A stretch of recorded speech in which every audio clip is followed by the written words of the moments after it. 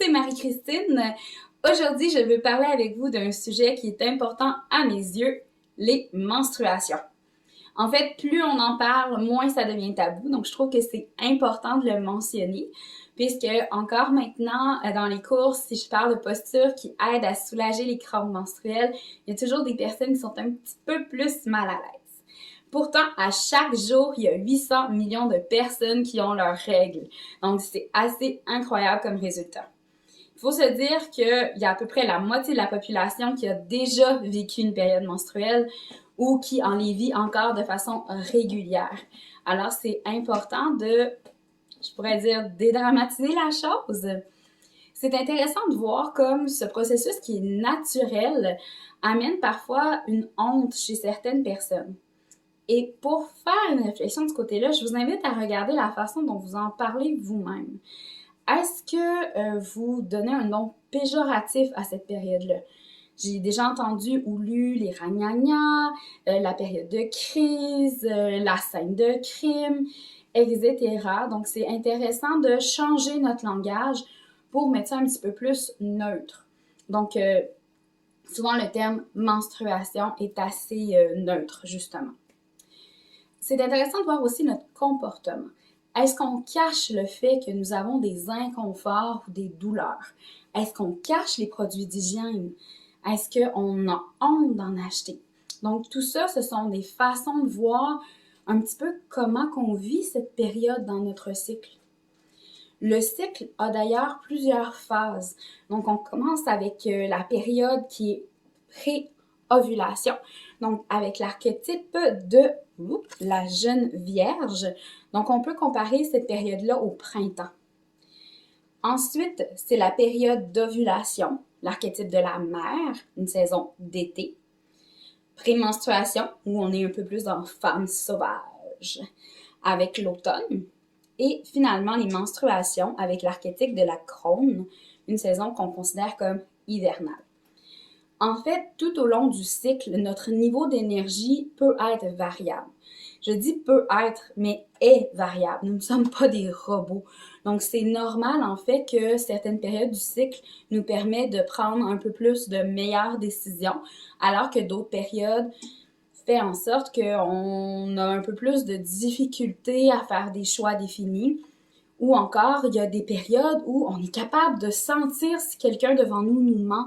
Notre intuition est beaucoup plus présente. Donc, le côté instinctif.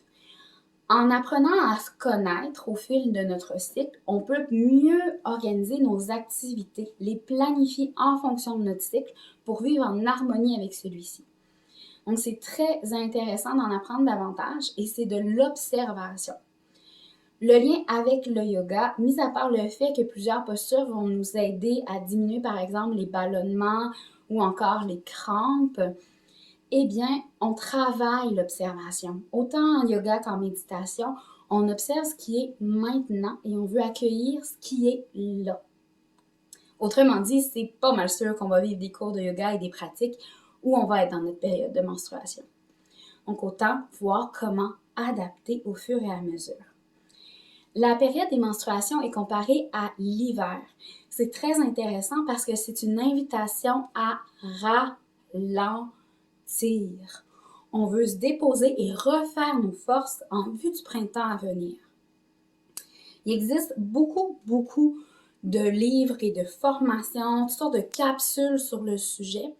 Je vous invite à cliquer sur l'article de blog où je mets plusieurs références justement à ce sujet-là pour permettre de découvrir un peu plus votre cycle, être davantage en contact avec vous-même.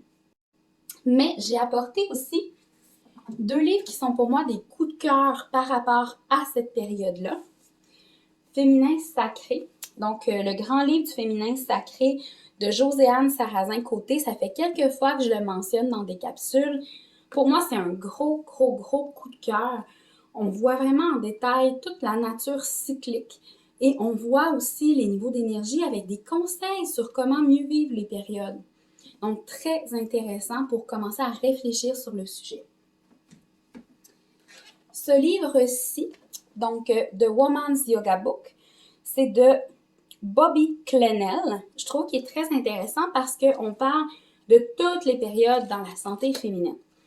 Donc, celui-là ici, je l'ai en anglais. Je vous avoue ne pas l'avoir vu passer en français, mais il est très pertinent pour choisir les meilleures postures pour nous en fonction, par exemple, si on est en période menstruelle ou encore en grossesse ou après accouchement.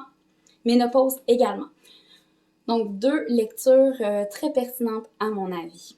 Mis à part cela, je vous dirais de développer votre boîte à outils.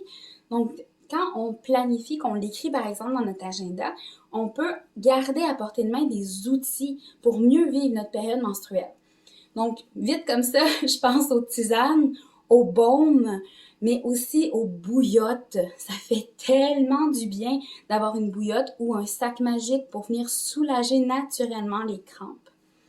Je vous invite à écrire en commentaire quels sont vos outils privilégiés pour mieux vivre votre période menstruelle et si ça vous a fait réfléchir à tout ça. Je vous souhaite une excellente journée. Merci de m'avoir écouté. Namasté!